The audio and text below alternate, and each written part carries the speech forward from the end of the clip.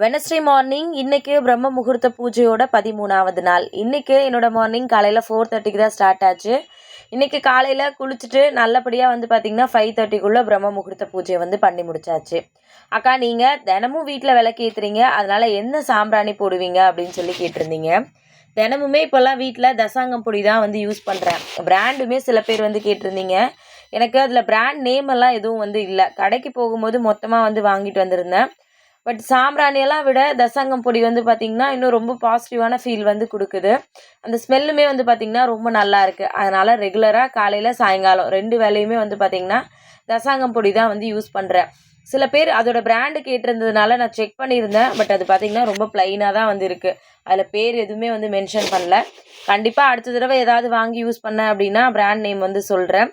இன்றைக்கி பிரம்ம முகூர்த்த பூஜையை நல்லபடியாக பண்ணி முடிச்சாச்சு. இன்றைக்கி டே ரொம்ப ஹாப்பியாக ஸ்டார்ட் ஆகிருக்கு.